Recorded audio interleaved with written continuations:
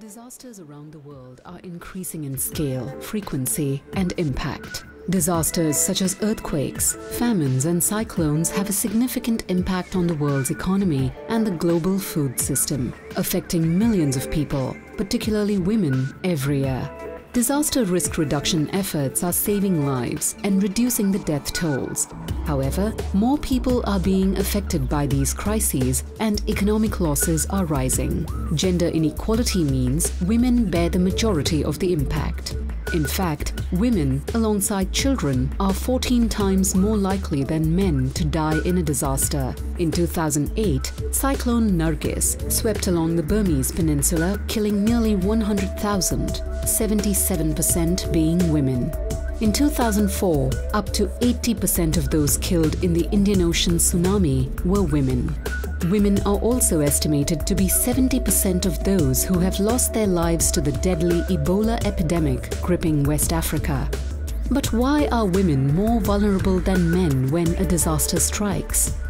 Gender roles and inequalities, including women's lack of access to leadership and resources, are major drivers. Women's caring roles often put them at the front line of the response in supporting children, the sick and the elderly. Yet too often they are excluded from disaster preparedness and response planning at community and national level. As the majority of the world's poor, women often lack access to vital services such as sanitation and healthcare. And the denial of land and property rights also leaves many women displaced post-disaster, facing heightened levels of gender-based violence and trafficking. This illustrates why disasters have a greater impact on women. This situation is magnified in South Asia, which is one of the least gender-equal regions on Earth according to the United Nations Gender Index.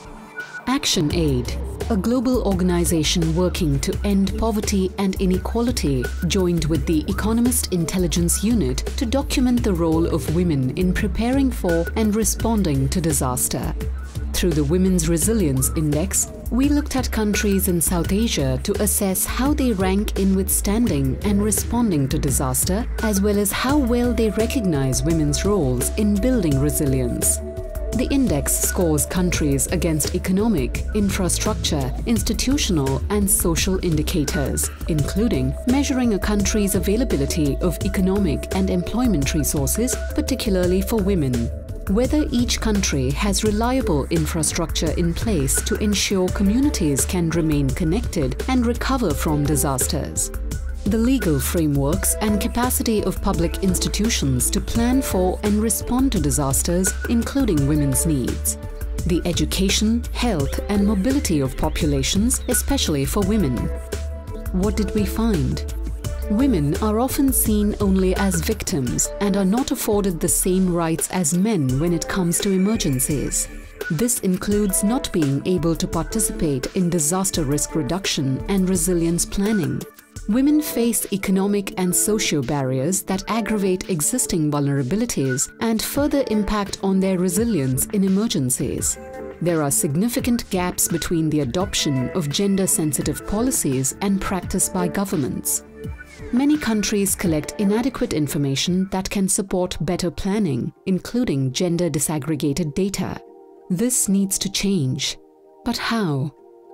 It's time to empower women, economically and socially, to build their resilience to disasters and to recognize the value of women's roles in resilience and disaster risk reduction planning and activities. But for that to happen, more women need to be at the forefront as leaders. To ensure progress, we need to improve monitoring of gender-specific data and introduce accountability for gender-specific targets. Women should make up 30% of disaster risk reduction and planning committees to have critical mass. Finally, broader efforts on poverty reduction and sustainable development are essential in building women's resilience to disaster. But you knew that already, right? Women are at the front line of disaster response. Let's champion women as leaders. Find all the answers on how to achieve that at www.actionaid.org/womensresilience.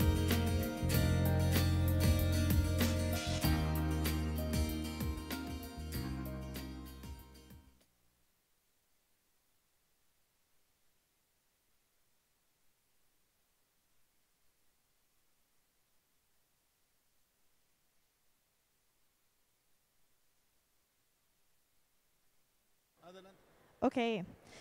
Thank you very much. So the South Asia Women's Resilience Index, as you just watched in that video from ActionAid, was used to influence international, regional, and national policy around women's engagement in the disaster risk reduction process.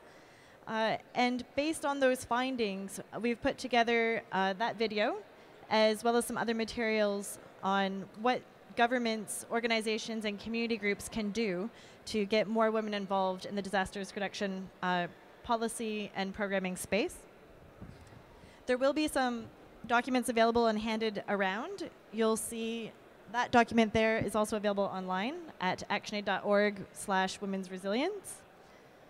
Based on that work that we did, we in Bangladesh were able to use that same process and create a community resilience index. And that process was done together with ODI and through funding support from the Australian government.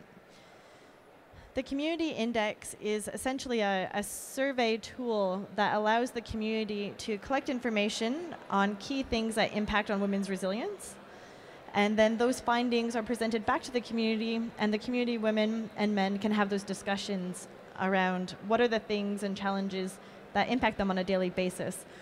The indicators are around economic infrastructure, social, and institutional barriers and challenges.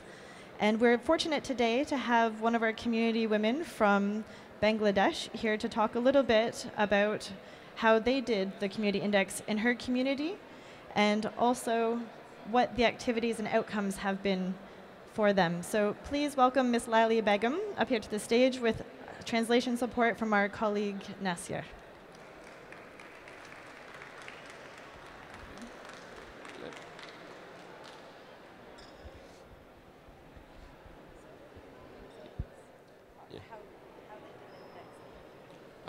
লাইলিয়াপা, আপনি কি একটু বলবেন যে আপনারা কিভাবে এই women resilience ইন্ডেক্সের কাজটা শুরু করেছেন, আর হচ্ছে যে সেই কাজটা করতে গিয়ে কি কি অভিজ্ঞতা হয়েছে, খুব সংক্ষেপে?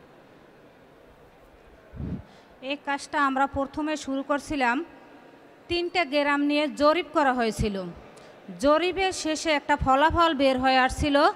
সে ফলাফলে আমরা অনেকগুলো সমস্যা পেয়েছি। সকল সমস্যা আমরা একসাথে করতে পারবো না বলে আমরা কিছু সমস্যা চিহ্নিত করছি।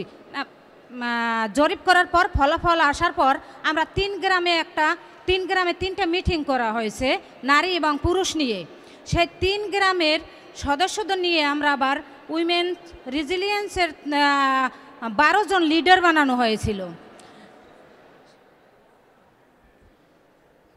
We had started with a baseline survey in 3 villages, and from that baseline survey we find out lots of issues to address, but when we made the cluster, and then we prioritized 3 issues to address immediately, and the decision was made by number of consultations conducted in those villages, and those consultations were inclusive, men and women together. So that is how we had started. তারপরে আমরা পুরা union ব্যাপী একটা ইউনিয়নের মান্যগণ্য ইমাম, সমাজের মানুষকে নিয়ে বসা হয়েছিল এবং সমস্যাগুলো বলা হয়েছিল। উপজেলা মিটিং করেও তাই মানে একই সমস্যা জানানো হয়েছিল। তারপর আমরা সেই 12 জন লিডার চিহ্নিত করেছি। আমরা একসাথে এতগুলো সমস্যার সমাধান করতে পারবো না। প্রথমে আমরা 3টে কাজ বেছে নিয়েছি। সেই 3টার একটি হলো নারীর দৈনিক আয়, আর একটা হলো সামাজিক গতিশীলতা, তৃতীয়টা হলো সিদ্ধান্তে নারীর অংশগ্রহণ। After identifying the priorities, we also selected 12 leaders from 3 villages to implement the priority activities. These are daily income increment, institutional engagement for decision making, and increasing women's mobility in the society and in the social structure. সেখান থেকে আমরা আগে তো দল কম ছিল, এখন নারীর অনেক দল হয়েছিল। আমরা প্রতি সপ্তাহে 2 দিন করে দলে বসি এবং আমি যেই কাজগুলো না জানি আমি অন্যের কাছ থেকে শিখি আর অন্যে যা না পারে আমি তা শিখাই এবং সামাজিক কাজ নিয়ে আলোচনা করা হয় এবং একাত্রে অনেকগুলো কুটির শিল্পর কাজ যাকে বলা হয় আমরা সেই কাজগুলো করে দলের কাজ একত্রিত করে আমরা সেটা মার্কেট করি বিক্রি করি We regularly conduct our meeting to analyze our problems and we come up with our solutions and we are working on handicrafts to increase our income and for that we have already formed a group which is taking responsibility of marketing of the producers from our groups.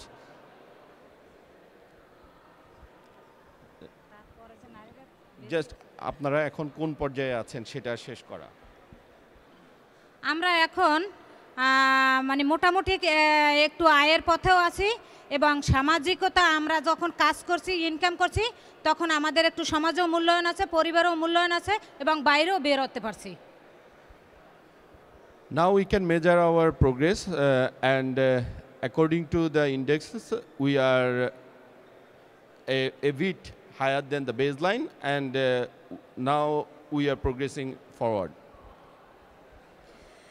So this process has allowed those community women to be able to contribute to different advocacy strategies and access different gender responsive services.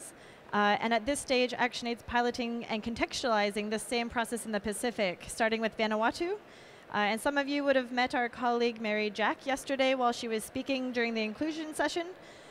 The women that she's working with there are contextualizing this. And you can find more information from Mary or from Team ActionAid.